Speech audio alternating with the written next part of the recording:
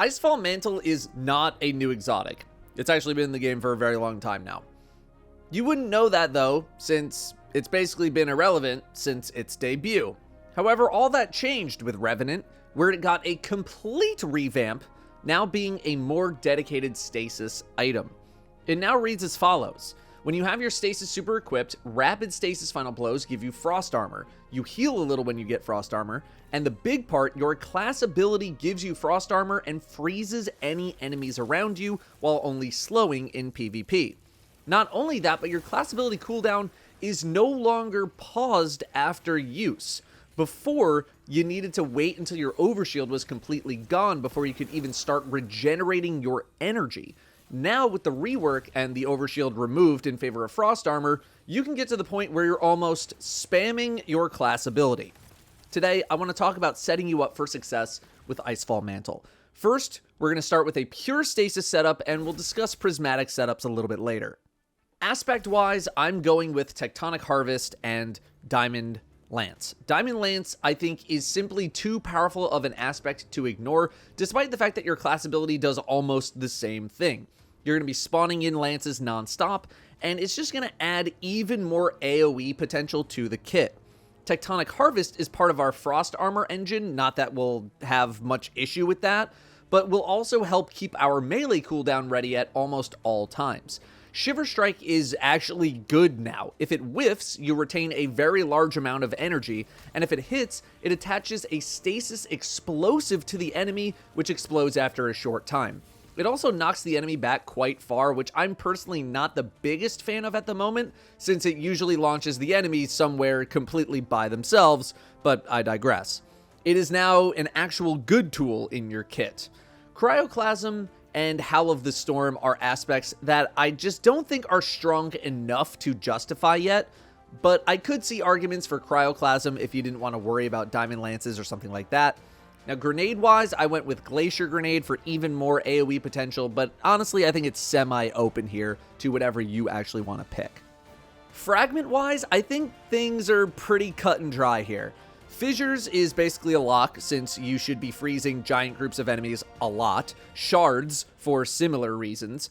Rhyme can be flexed in and out depending on the level of content you're doing. The lower the difficulty, the less I think you need this. Frost Armor at 5 stacks is 22.5% damage reduction, while Rhyme gets you to 8 stacks and is 36%, so it's 1 fragment for another 13% damage reduction. You could probably live without it if you wanted to, though. Whisper of Refraction, it's kind of a lock as well. Kills on slowed or frozen enemies, gives class ability energy. Your exotic is based on class ability usage, so, get it. Finally, I tried out Fractures. Shattering a frozen target with a melee gives frost armor. Just kind of felt redundant, and instead went with Torment, since you're going to have a lot of frost armor all the time, and you're also going to be getting hit almost all of the time.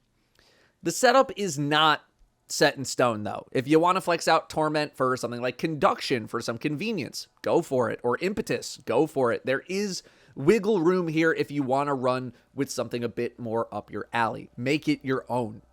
Artifact-wise, it shouldn't really surprise you to grab all of the stasis stuff. At the start of the season, it's just going to be tough to remember all the different effects that you get, but you get a good amount of stuff here. Rapid stasis crits give frost armor. Stasis melees make crystals based on shard pickup. Frost armor makes a freezing burst when you're critical, and that effect is very noticeable.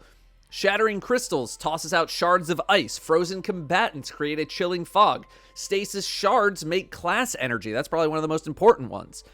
None of the things here make the build function, though. Like, if you didn't have this artifact, the build still works. The artifact just enhances the build with some extra bonuses. I think most of the perks are boost viable, but I lean towards Hail the Storm just for some more flat damage because you already have enough things to remember.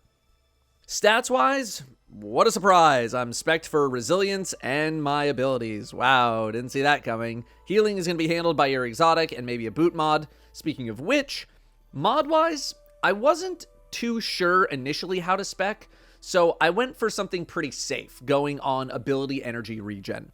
Harmonic Siphon in the helm with double dynamo, since you should be using your class ability quite frequently. Ability regeneration in the gloves, resist in the chests, and regen again in the boots and class item with 1 recuperation mod, since other than your exotic, you don't have any healing at all, and a little bit of healing is nice.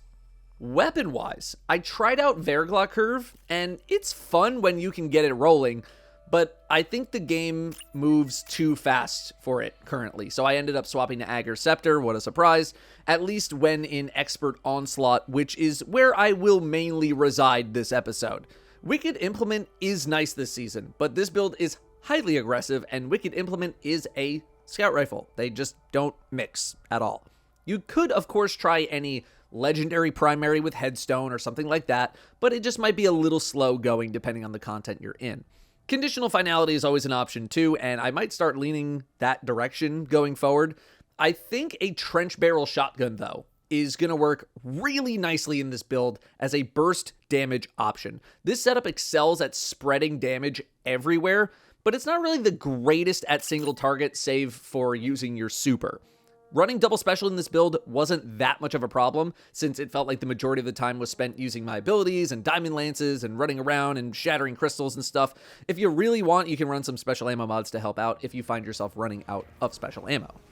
I want to talk Onslaught first, because this to me is an Onslaught and or Onslaught-like build, both expert and normal, even this early in the season, expert.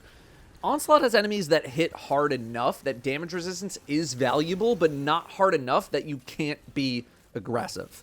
You're going to spend your time using diamond lances and abilities to cause as much chaos as possible during gameplay. This is a very aggressive setup. You need to be willing to get into the fray, get aggro with the enemy, and be comfortable with not having a ton of healing opportunities.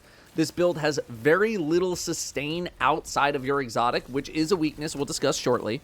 I think something that also helped was having a teammate who was running some stasis. They were making a lot of stasis shards on their own that I could pick up, which elevates the build even more.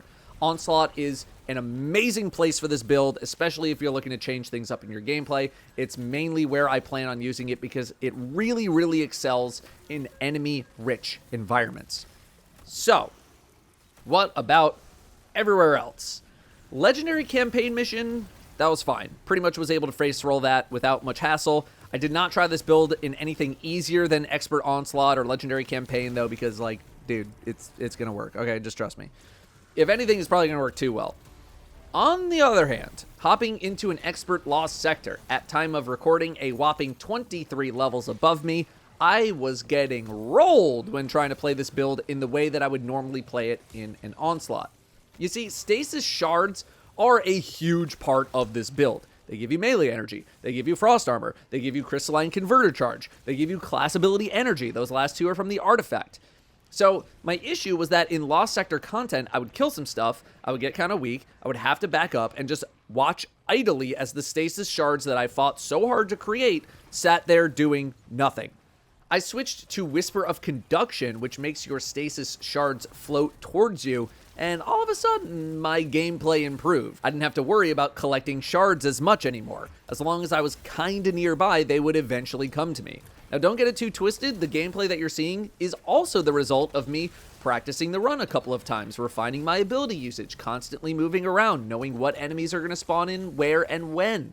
I didn't just switch to Conduction and all of my problems went away, but it definitely helped. All that being said, it's probably not the setup I plan on running in high or super high level content. It can look impressive in the footage, but you could also just throw on a safer, maybe more gun-based setup and roll through without much issue. I tried hopping into an equivalent Nightfall in the Lightblade, and yeah, not too sure it's my thing in here either, and this Nightfall is around GM levels at my current levels, again, 2007 versus 2030. I just felt a bit too fragile. Frost armor at 8 stacks is still not as strong as Woven Mail, and you don't have much healing to make it up. If the damage felt like that of a common Prismatic Titan setup, then maybe it's worth the trade-off, but when you can pop 6-figure consecration hits and one-shot champions, it kind of feels a bit hollow throwing a glacier grenade at a barrier champion. You know what I mean? I also experimented with a prismatic version of this setup using Diamond Lance, Knockout, both arc abilities for no particular reason, and then Facet of Hope, Command, Dawn, Protection, and Ruin, aka basically the only things that are going to work with Stasis and a build like this. And this also worked nicely because Transcendence. It is really easy to stack your dark energy with all the freezing you're going to be doing, and a little bit of time on a Void Machine Gun meant I had Transcendence available very reliably, which tided me over in more difficult scenarios. I saw some experimenting with Unbreakable as well, which got some pretty substantial changes that I might talk about in the future. I don't know if it was exactly up my alley for content 20 plus levels above me though, at least when I tried it out. The prismatic version of this build in Onslaught also goes pretty crazy. I just thought with all of the Stasis-specific things, especially in the artifact this episode, that I would try it out on Stasis in its purest form, and that's probably what I'll end up doing, at least for a little while. Anyway, that is all from me on Icefall Mantle. I have been playing some variant of a Consecration setup for about a year now, so this might be a core build of mine for Onslaught and Onslaught-like activities during this episode. Stasis, still not quite on the level of Prismatic, but I'm enjoying the gameplay shift, and it's doing well enough that I'll keep it up, at least for the episode. Feel free to talk about your build variants in the comments. Thank you very much for watching. I will see you next time.